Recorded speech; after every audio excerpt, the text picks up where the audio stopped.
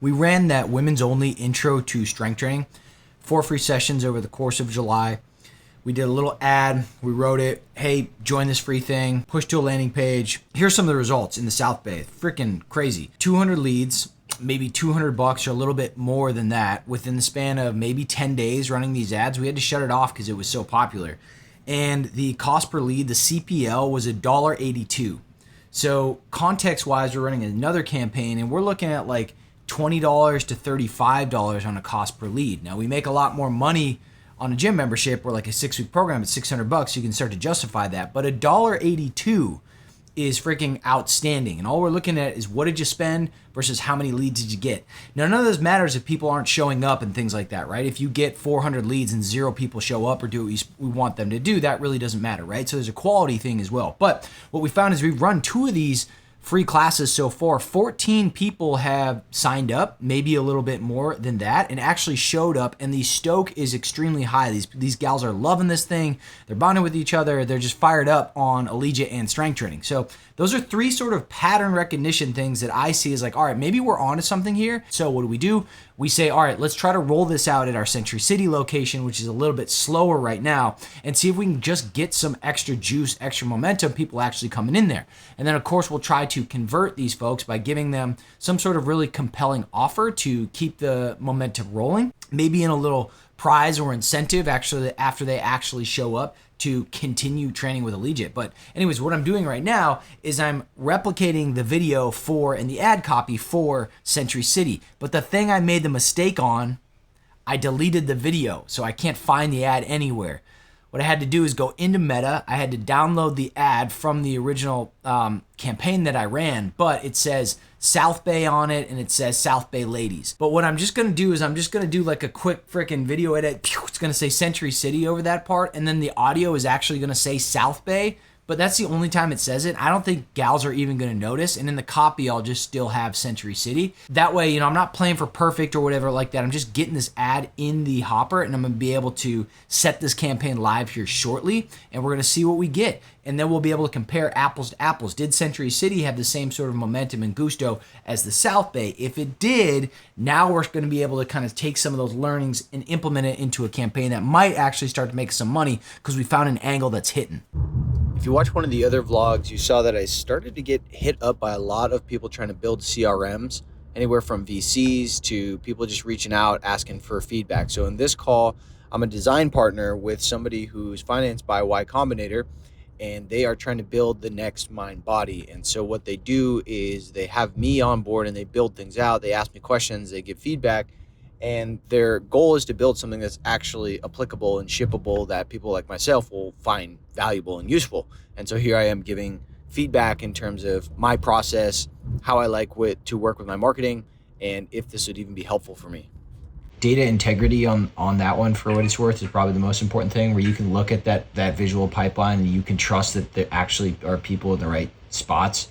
And I just found that if actions are happening and they're not in the right spots, then it becomes really hard to trust the data. And then you just don't trust the whole thing and you end up defaulting back to systems that you trust. So that, if I could give one piece of advice just based on my experience, it would definitely be the data integrity aspect of that. Because I would love to have the visual representation of the cards like in a deal pipeline, like I had with HubSpot for a bit, and Go High Level does a pretty good job with the opportunities. It's kind of nice to see that, but I've migrated away from that to more of a list view in HubSpot, the contact views, just because I know that the data integrity is there, and I don't have to worry about if it's actually correct. Or basically they create an account, then they purchase the intro offer, then they book the class. And you notice that somebody created an account, but they didn't actually purchase the intro offer. That would be one that it's like, hey, I saw that you created a MindBody account, but you haven't yet purchased your intro offer. Is there something I can help you out with?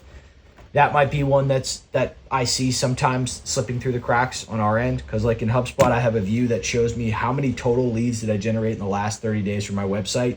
And then next to that, I see like, I have a HubSpot created date, and then I've got a MindBody create date. And I know that if they have a HubSpot date, but they don't have a MindBody date, that there's a disconnect where they signed up for a lead, but they haven't actually taken the action to like download our app and book a class or something like that.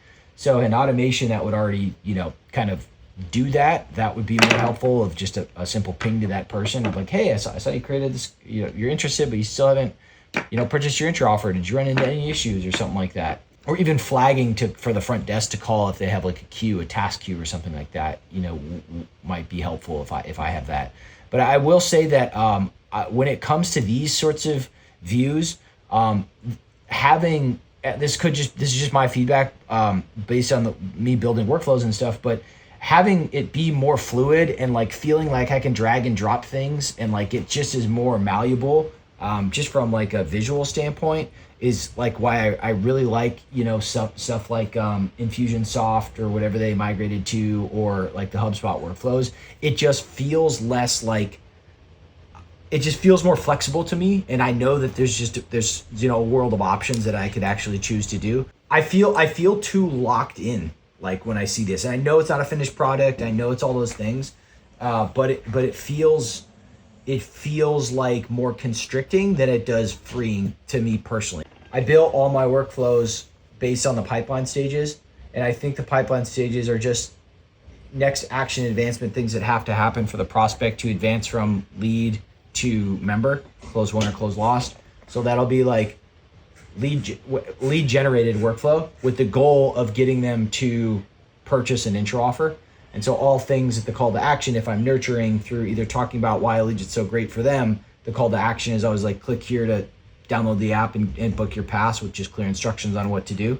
And as soon as they do that, as soon as they download the app, they purchase the intro offer, the goal of that workflow is, okay, intro offer purchased, that workflow is now complete, the goal is accomplished because I saw a sale happen in HubSpot. And once that's done, they're removed from that workflow, and a new workflow is set based on like, okay, intro offer purchased, then do the things that I want to have happen. So that could be send them parking instructions. That could be shoot them a text message like, I'm so stoked. Hey, did you read our FAQ page? Or hey, did you see our first visit page?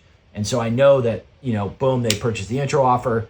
Here's how you park, and watch this video. This will tell you what to expect on your first session.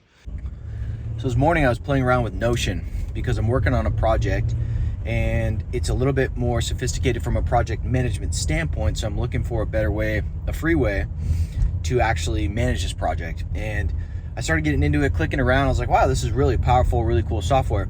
And then I got lost in the tool, and it started making me super anxious because I'm trying to move forward on this thing and take action.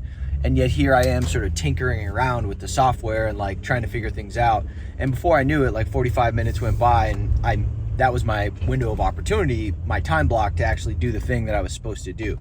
And so I left that feeling even more anxious because I'm like, I didn't actually make meaningful progress on the stuff I was trying to do, and now I got to bounce and head into the office. So I do that from time to time. I will spend time organizing the thing, and it's almost more like paper shuffling than it is actually doing good work. But at the same time, I gotta have some sort of software to be able to manage this across all the different touch points. Anyways, so I left just feeling like anxious, like it didn't get enough done. But it's also just a reminder of like, when I show up to the next time, I'm gonna be able to use that anxiety to help me sort of focus in and be like, hey, don't remember what happened last time, don't let that happen. I've got a handful of videos and content that I've made, but I haven't uploaded and gotten them distributed. So I think what I'm gonna do is I'm just gonna knock that out once and for all, and it'll be an easy, simpler project, but it's just gonna give me a lot of action and things moving in the right direction to get them off my plate, just to feel like I got some cheap wins, but they're still wins. Huge productivity hack you are not doing: walking around the block. Put in like a hour, 2 hour focus block, and then just go walk around the block real quick, get some sun. Don't think about work. You come back in refreshed, and now I'll be supercharged just to get into this next one. Whereas if I don't, I'll just kind of like start slogging through it, and I won't be as efficient as I need to. So I feel alert, I feel alive. I got the blood rushing through my veins and in my soul, and I'm ready to hit this next project here. So I'm redesigning our lead nurture campaign, where once we generate a lead, we've got them to, the goal is to purchase a 1 week pass. And if they don't purchase that pass, and there's a series of automations over the course of 14 days with some content and the call to action at the bottom of say, hey, click here to purchase your pass. Once they purchase the pass, they're moved out of that workflow. But I've been thinking for a long time, like, our nurture campaign isn't that engaging. And this is the lesson. It's too business focused. It's too us focused. Where for the customer, it's like, what's in it for me? So here's an example. The initial email says, what makes us different? And then it talks about, here's Allegiate. Here's why we're different. The one I changed it to now was, here are the top 5 problems that you're experiencing with the gym and how we solve them. And it lists all those things, and all it says, I speak and I write from you. You're a former college athlete who's bored in the gym. You're newer to strength training and you don't want to get hurt, but you want to strength train. And what went from business focused to what's in it for me, the prospect focus, and writing only about talking about what's in it for you, is dramatically going to increase if that person is interested in getting from line to line to line to line. So another example, it was an email about our head coach. Here's his resume. Here's what he did. It's us focused. I flipped it to the top 8 outcomes you want from a gym. You want to lose weight so you can have more confidence or fit into your clothes better. You want muscle and mobility. You want to get strong for longevity and athletics. You want to be an athlete. You don't want to be big and bulky. You don't want to get hurt strength training because you need to provide for your family.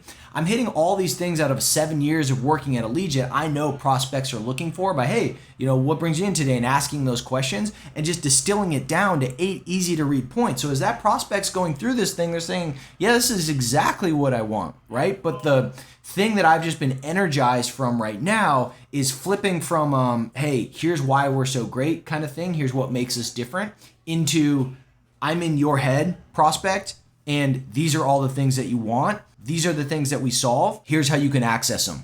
And then also how I got started on this was the email course Ship 30. I came across a Twitter thread that basically gives you a template on how to do this. So if you want this template, DM me or something like that, or comment, and I'll find it to you and I'll send it on X. So Michelle is getting her personal training session right now. She is 12 weeks out of having baby Lily. She looks great, and she's in here in the family business training. Let's go sneak up on her.